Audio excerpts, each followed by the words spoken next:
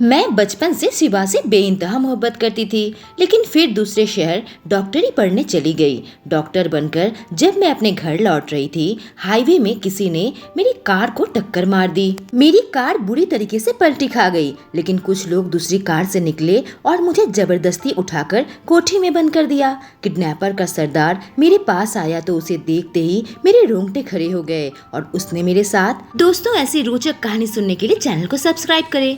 आज मैं काफी सालों बाद अपने गांव लौट रही थी। मेरे बाबा ने सपना देखा था कि मैं डॉक्टर बनूं और बहुत ही मुश्किल के साथ मुझे मेडिकल की पढ़ाई थी। मैंने वो सपने को साकार कर दी है। पैसों की जो भी मुसीबत हमारे परिवार में आई थी वह अब दूर हो चुकी है। मैं शहर के सबसे बड़े अस्पताल की डॉक्टर थी। जॉब लेकर अच्छे पैसे कमा लिए ताकि मैं अपने बाबा को उधार से मुक्त कर सकूं और उन लोगों की जिंदगी में सुधार ला सकूं। मेरे बड़े भाई राजा, जिसने मेरे लिए सारे सपनों की कुर्बानी दे दी, जिसने अपनी पढ़ाई छोड़ दी ताकि उसकी बहन डॉक्टर बन सके और मेरे लिए जी जान मेहनत करता था ताकि पैसे इकट्ठे कर सके। आज सालों बाद मैं अपने भाई से मिलने जा रही हूँ। मैं हाईवे में कार ड्राइव कर रही थी और उन पुराने ख्यालों में खो गई थी। गांव के कई लोगों ने कहा था, बेटी है, इसे इतना मत पढ़ाओ। आप लोग अपना सब गिरवी रखकर लड़की को पढ़ाओगे और यह डॉक्टर बनकर आपको भूल जाएगी।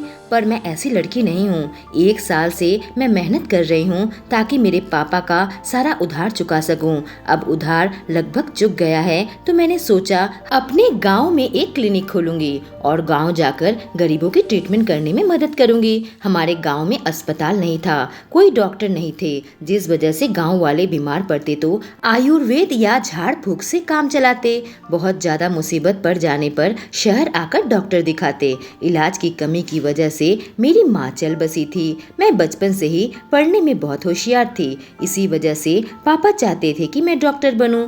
तब किसी गांव वाले का बिना इलाज से मौत नहीं होगी। 1 साल से मैं गांव में इलाज तो नहीं किया, लेकिन मैं फोन से बातें करके लोगों को दवाई बता देती हूँ।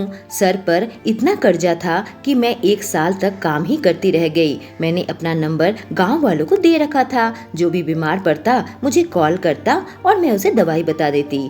आज बुधवार मैं सुबह सुबह गाड़ी लेकर निकल पड़ी। गांव में खबर पहुंच चुकी थी कि डॉक्टर मीरा आने वाली है। गांव की बच्ची मीरा गांव के लोगों का इलाज करने आ रही है। मुझे पता है क्लिनिक के बाहर अब तक खचाखच भीड़ लग चुकी होगी। मैं भी मन ही मन बहुत खुश हो रही थी, सिर्फ इसलिए नहीं कि मैं अपने परिवार से मिलने वाली हूँ या गाँव वालों का इलाज करने वाली हूँ, बल्कि आज सालों बाद मैं शिवा से मिलने वाली हूँ। शिवा मेरा बचपन का प्यार, मेरी मोहब्बत।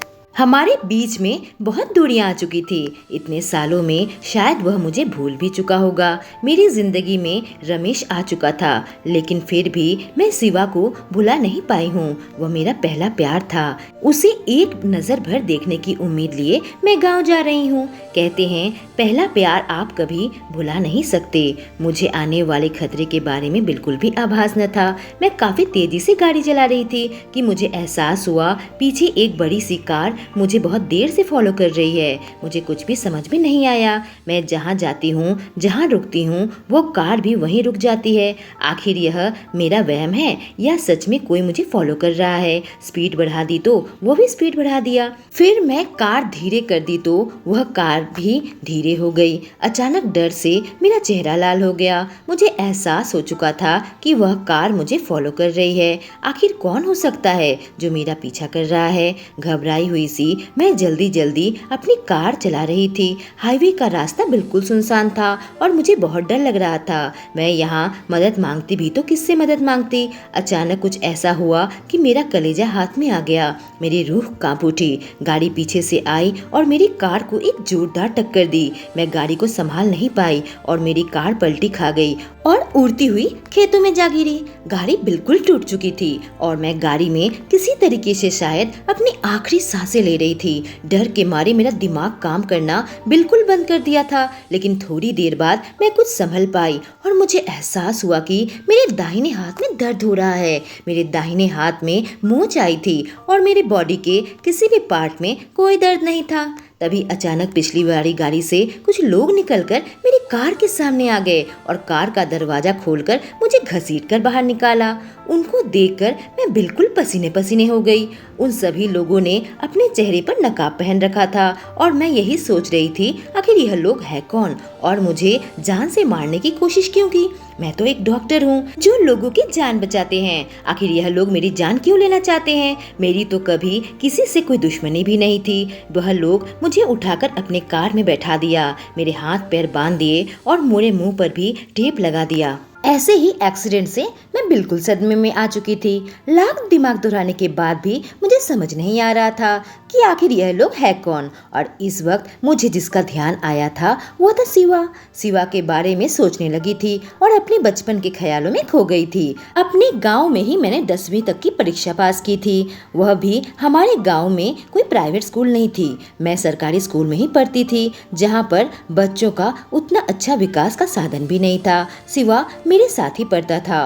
वो लड़कों के साथ ही रहता था पर उसकी नजर हर वक्त मुझ पर रहती थी। वह हमेशा ही मेरी हिफाजत करने की कोशिश करता और मुझे यह बहुत अच्छा लगता।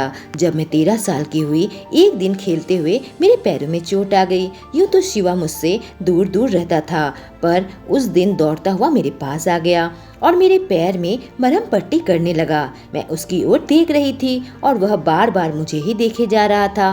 कहा, मीरा तुम अपना थोड़ा ध्यान क्यों नहीं रखती? उस दिन पहली बार उसने मुझे हाथ लगाया था। मैंने कहा, शिवा तुम मुझसे इतना दूर दूर क्यों भागते हो?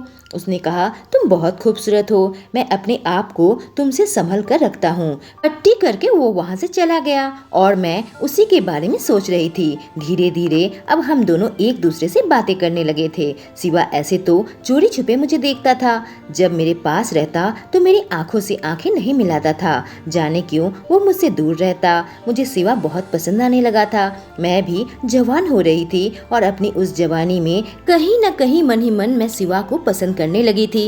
एक दिन स्कूल से मैं घर जा रही थी कि बहुत तेज बारिश शुरू हो गई। पीछे से दौड़ता हुआ शिवा मेरे पास आया और कहा, मेरे छाते के नीचे आ जाओ वरना बीमार पड़ जाओगी। उसकी तरफ देखने लगी। हम गांव के बच्चे तो अक्सर बारिश में भीग कर ही बड़े होते हैं, फिर आज कौन सी नई बात हो गई? मुझे लगा शिवा चाहता है कि मैं उसके करीब रहूं, तो मैं उसके छाते के नीचे आ गई। मेरा हाथ उसके हाथ से बार बार टच हो रहा था। अचानक ही उसने चलते चलते मेरा हाथ पकड़ लिया। उसके हाथों को महसूस करने लगी पर उसकी तरफ देखने की मुझ में हिम्मत नहीं हो रही थी। इस बारिश में उसका स्पर्श मेरे दिल को पिघला रहा था। अचानक मैं उसकी तरफ मुड़कर देखी तो शिवा मुझे ही देख रहा था। कहा, मीरा एक बात कहूँ? मैंने कहा, क्या बात है? उसने कहा, मीरा मैं तुमसे प्यार करने लगा हूँ। मैंने कहा, प्यार करने लगे हो या बहुत पहले से ही मुझे पसंद करते थे?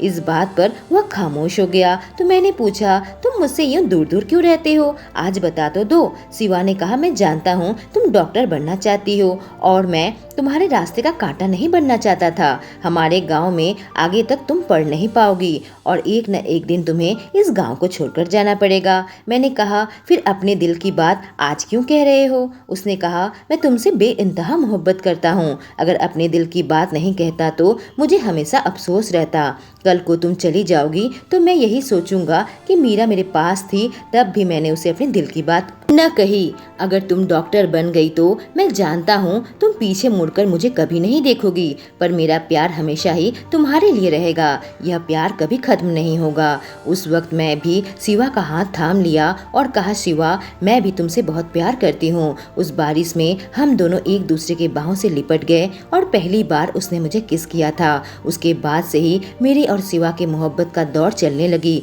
हम दोनों एक दूसरे के बेहद करीब थे। भले ही उसने हद पार न की हो, लेकिन उस भरी जवानी में हम दोनों एक दूसरे के करीब आने से अपने आप को रोक नहीं पाए थे। शायद उस उम्र में वैसा ही होता है। 10वीं की पढ़ाई के बाद मुझे आगे की पढ़ाई के लिए शहर से बाहर जाना था। मेरा दिल अंदर से रो रहा था। एक तरफ मेरा सपना था और दूसरी तरफ मेरा प्यार। मेरे घर वाले चाहते थे मैं अपना सपना पूरा करूं। शिवा भी मेरे सपने के बीच में नहीं आना चाहता था, पर मैं इस दिल दिल का क्या करती, आगे पढ़ाई छोड़ देना चाहती थी। बहुत ही मुश्किलों के साथ मैंने हिम्मत जुटाई थी। शिवा ने वादा किया था कि वह शहर आकर मुझे हमेशा मिलता रहेगा, क्योंकि 12वीं तक की पढ़ाई बिल्कुल साथ वाले शहर में थी। तो शिवा इस दौरान मुझसे मिलने को आता था और हम चोरी से मिलते रहते थे। लेकिन धीरे धीरे मुझे शिवा गांव का लगने लगा और मैं शहरी बनती चली गई। मोहब्बत तो थी, पर मुझे अपने दोस्तों के सामने शिवा से मिलने में भी शर्म आती थी। इसी वजह से मैं उसे हमेशा चोरी छिपे ही मिलती थी। मेडिकल एंट्रेंस देने के बाद मेरा दूर शहर में एडमिशन हो गया। शिवा के लिए भी यह मुमकिन नहीं था कि अक्सर मुझसे मिले। जब मैं बड़े शहर में आकर मेडिकल कॉलेज की एडमिशन हुई तो वहाँ मेरी मुलाकात रमेश से हुई। वह भी मेरे साथ ही पढ़ता था। शिवा से अलग होने के बाद मेरे दिल में जो अकेलापन था वह रमेश ने पूरा कर दिया और अब मैं उससे मोहब्बत करने लगी थी। हालांकि शिवा मुझे फोन करता था और कभी कभी मिलने भी आता था, पर मैंने उससे कह दिया कि शिवा तुम मुझसे मिलने मत आया करो, मेरी पढ़ाई में दिक्कत होती है। उसका फोन भी मैं अवॉइड करने लगी थी। अब शिवा यह समझ चुका था कि मैं बदल चुकी हूँ, शायद मेरी जिंदगी में कोई और आ गया है। हालांकि मैं रमेश के बारे में उसे कभी नहीं कहा। मैं उसे दुख नहीं देना चाहती थी, इसलिए मैंने उससे दूरी बना ली थी। रमेश मुझे बहुत प्यार करता था। उसने कहा कि मेडिकल की पढ़ाई पूरी होने के बाद शादी कर लेंगे, पर पिछले 1 साल से मैं उससे शादी की बात टाल रही हूँ। मैंने कहा मेरे ऊपर बहुत कर्जा है, पहले मैं वो चुकाना चाहती हूँ, उसके बाद अपनी जिंदगी के बारे में आगे सोचूंगी। पर आज गांव जाते वक्त मुझे शिवा की बहुत याद आ रही थी। वह वहाँ रहता तो मेरी हिफाजत जरूर करता। जाने यह लोग मुझे कहाँ लेकर जा रहे थे।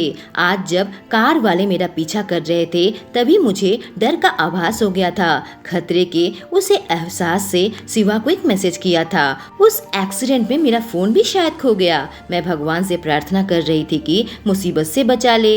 आखिर इस एक्सीडेंट के पीछे किसका हाथ हो सकता है? कहीं शिवा का ही तो हाथ नहीं हो सकता है उसे पता चल गया हो मैं उसके साथ बेवफाई की है, या फिर कहीं उसने रमेश का तो हाथ नहीं, क्योंकि वह भी कोई मामूली लड़का नहीं बल्कि मिनिस्टर का बेटा है। जबकि मैं उससे शादी की बात टालती जा रही हूँ। कहीं उसे मेरे बारे में पता तो नहीं चल गया कि मेरे और शिवा के बीच में पहले अफेयर था। आखिर कौन है इन सब के पीछे? मुझे तो कुछ भी समझ में नहीं आ रहा था। वह लोग गांव के बीच में ही एक कोठी के सामने अपनी कार रोक दी। न जाने यह कौन सा गांव है, यह मेरा गांव तो नहीं है। मुझे उस कोठी में लेकर आए, एक कमरे में मुझे कैद कर दिया।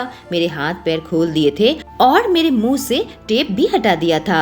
अगर मैं चीखूंगी चिल्लाऊंगी तो भी कोई मेरी आवाज सुन नहीं पाएगा। जहाँ मेरा एक्सीडेंट हुआ वहाँ से 1 किलोमीटर के अंदर ही यह कोठी है। जाने अब मेरी किस्मत का फैसला कौन करेगा? डर के मारे मेरा बहुत बुरा हाल था। मुझे बिल्कुल रोना आ रहा था। क्या मैं यहाँ से भाग पाऊंगी? पर मेरा अभी अभी एक्सीडेंट हुआ है। मैंने नई गाड़ी ली थी और उन लोगों ने मेरी कार पूरी तरीके से डैमेज कर दी। मेरी आंखों से आंसू आ गए थे। मेरे सारे सपने बिखर कर रह गए थे।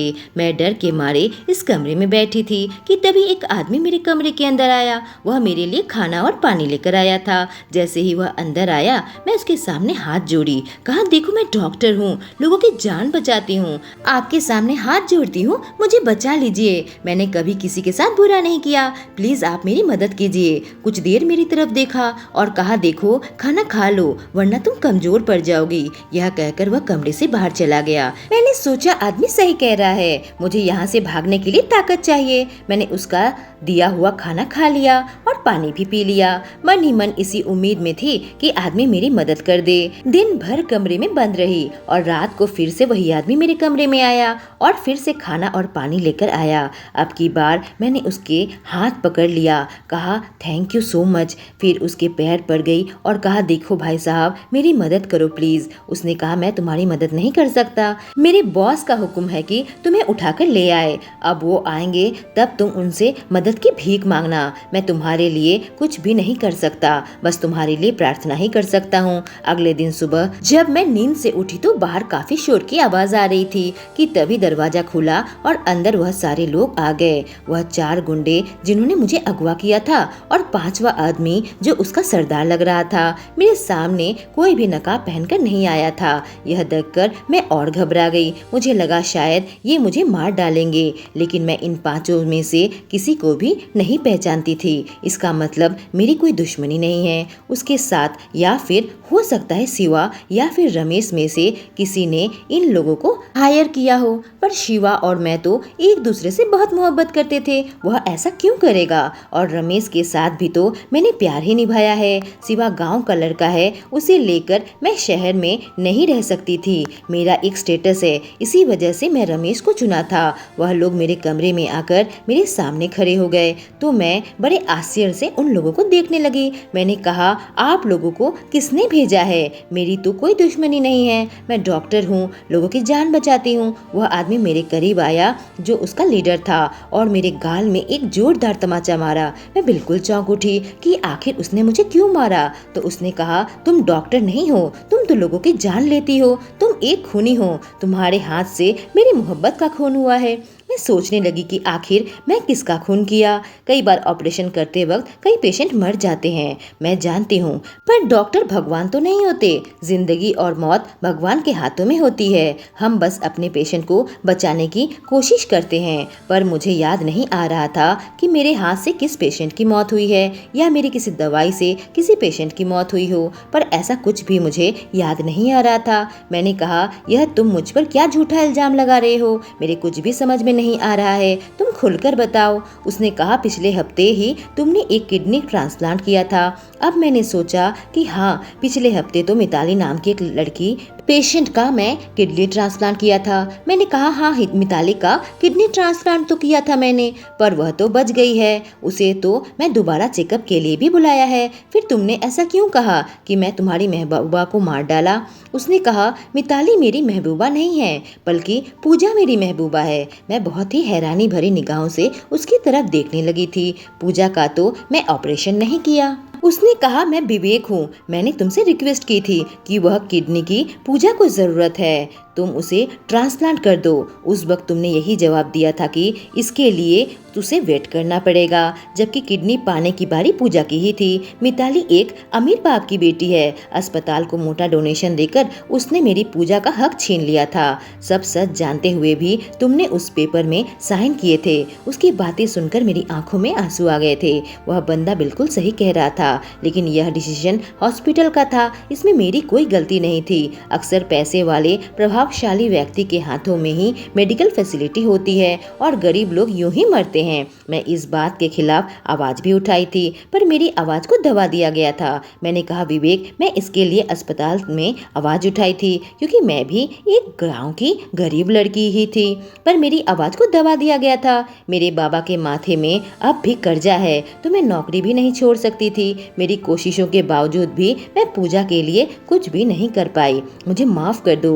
विवेक ने एक जोरदार थप्पड़ फिर से मुझे मारा और कहा, शायद तुमने कभी किसी से मोहब्बत नहीं की है, इसलिए बड़ी आसानी के साथ तुमने बात कह दी, पर तुम्हें उसकी कीमत चुकानी पड़ेगी। अब देखो मैं क्या करता हूँ, तुम्हारी इज्जत को मिट्टी में कैसे मिलाता हूँ। मेरे आदमी देख रहे हो ना, सब तुम्हें नोच कर खाएंगे और मैं तुमसे शादी करके तुम्हें अपने घर ले जाऊंगा और ये लोग तुम्हारा भोग करेंगे। तुम्हें ऐसी बदतर जिंदगी दूंगा कि तुम खुद मौत की भीख मांगोगी। तब तुम्हें एहसास होगा कि मैं पूजा से कितनी मोहब्बत करता था। यह कहकर वो मेरे कमरे से बाहर चला गया था और मेरा दिल सिर्फ यही कह रहा था कि शिवा, तुम कहाँ हो? मोहब्बत तो मैंने भी की थी, शायद पूरी ईमानदारी के साथ उसे निभा नहीं पाई थी। अगर शिवा मेरे साथ रहता तो मेरे ऊपर यह मुसीबत कभी न आने देता। वह ताकतवर नौजवान है और पूरे गांव के हक के लिए लड़ता रहता है, गांव वालों को फसल की सही कीमत दिलवाता है और जुर्म के खिलाफ, अन्याय के खिलाफ आवाज उठाता है।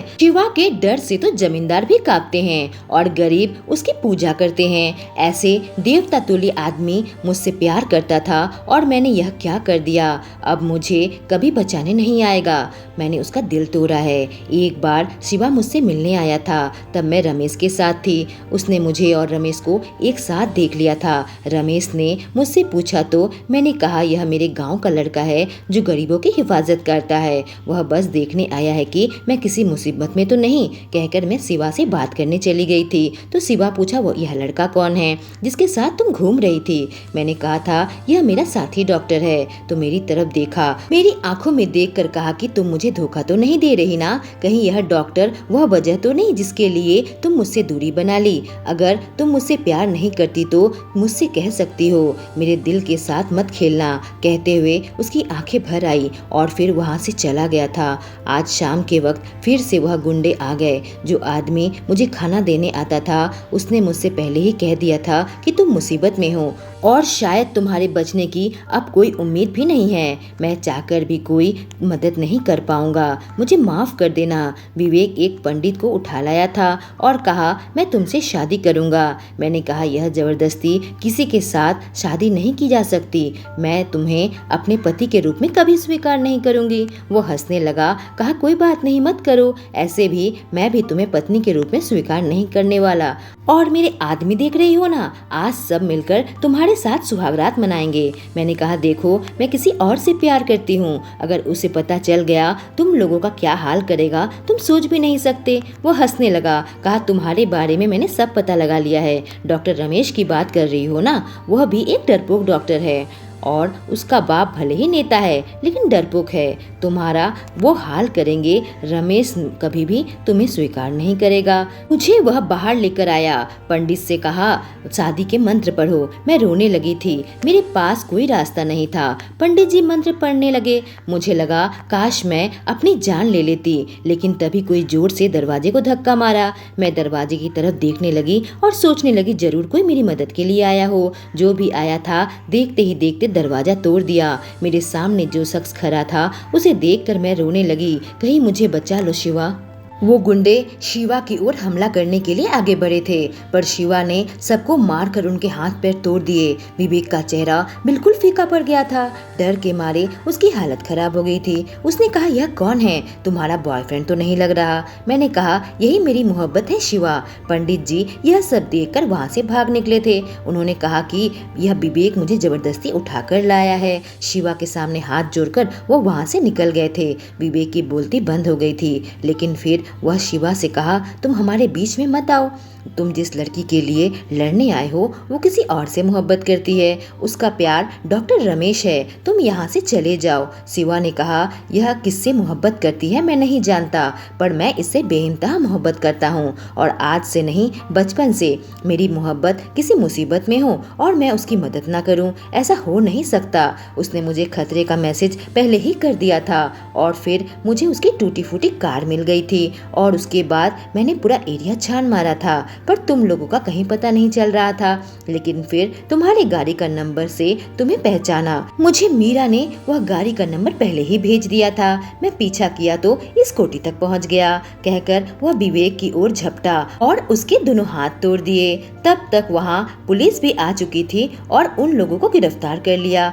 उन लोगों ने मुझे न सिर्फ जान से मारने की कोशिश की थी, बल्कि मेरी किडनैपिंग और मेरे साथ जबरदस्ती शादी करने की कोशिश की थी। सब लोग चले जाने के बाद शिवा मेरी तरफ देखने लगा। मैं रोती हुई शिवा के पास गई और उसकी बाहों से लिपट गई। मैंने कहा आज मेरे साथ जो कुछ भी हुआ उसके लिए मैं ही जिम्मेदार हूँ। अगर मैं तुम्हारे साथ बेवफाई नहीं की होती, आज हम साथ होते और तुम मेरा नुकसान नहीं होने देते। मैं ही शहर की चकाचौंध में कहीं गुम हो गई थी, लेकिन मैं हमेशा से ही तुमसे ही मोहब्बत करती हूँ और तुम्ही से मोहब्बत करती रहूंगी। शायद यही वजह थी कि रमेश से मैंने कभी शादी के लिए हाँ नहीं की थी। शायद मेरा दिल यह कभी नहीं चाहता था। शिवा आज जब मैं मुसीबत में पड़ी तो सिर्फ तुम्हारा ही ख्याल आया।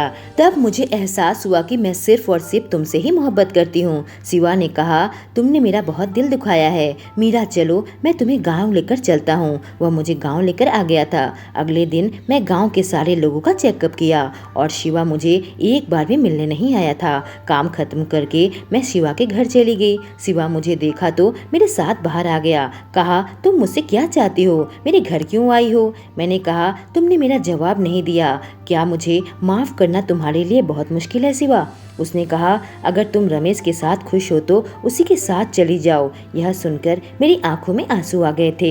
उसने कहा मैं गांव का गंवार लड़का हूँ, मैं जानता हूँ मैं मैं तुम्हारे सामने खड़ा होने के लायक नहीं, 10वीं तक ही पढ़ा लिखा हूँ। चली जाओ मीरा, शहर वापस चली जाओ। रोते हुए मैं अपने प्यार को छोड़कर घर आने लगी थी। मैंने जो गलतियाँ की थी शायद उसके लिए कोई माफ़ी नहीं थी। अगले बुधवार जब मैं फिर से गाँव आई तो मेरी आंखें शिवा को ढूंढ रही थी। वो मुझे कहीं भी नहीं दिखा। दोबारा मैं उसके घर चली गई। वो गुस्से से कहा, तुम मुझसे चाहती क्या हो? मैंने कहा, कुछ नहीं चाहती तुमसे शिवा, मैं बस तुम्हारे जवाब का इंतजार कर रही हूँ। जब तक तुम मुझे हाँ नहीं करते मैं यूं ही आती रहूंगी और तुम्हारे से जवाब मांगूंगी। इस बार भी तुम्हारा जवाब ना है। शिवा कहा, देखो मीरा, मैं भी तुमसे बहुत प्यार करता हूँ, पर तुम्हें मैं अपने साथ बांध कर नहीं रखना चाहता। मैंने कहा, पर मैं तुम्हारे साथ बंध कर रहना चाहती हूँ। अगर तुमने मुझे मेरी गलती के लिए माफ़ कर दिया तो याद रखना मैं तुम्हारा इंतज़ार कर रही हूँ। मैं जानती हूँ शिवा मुझसे नाराज़ है। शायद मैं भी उसकी जगह होती तो ऐसे ही रिएक्ट करती, पर सुबह का भूला शाम को घर वापस आ जाए तो उसे भूला नहीं कहते। एक समय ज़रूर था कि मैं शिवा को अपने दिल से निकाल दिया था, लेकिन उसने मेरा प्यार दोबारा हासिल कर लिया, मेरी जान बचाकर। शिवा ने कहा, ठीक है, मुझे थोड़ा वक्त दो। मैंने कहा, ठीक है, जितना वक्त चाहे ले लो शिवा, बस मुझे ना मत कहना। यही थी हमारी मोहब्बत की कहानी। दोस्तों, ये कहानी कैसी लगी? अच्छी लगी हो तो चैनल को सब्सक्राइब करें और नोटिफिकेशन बेल को ऑन कर लें। Thank you.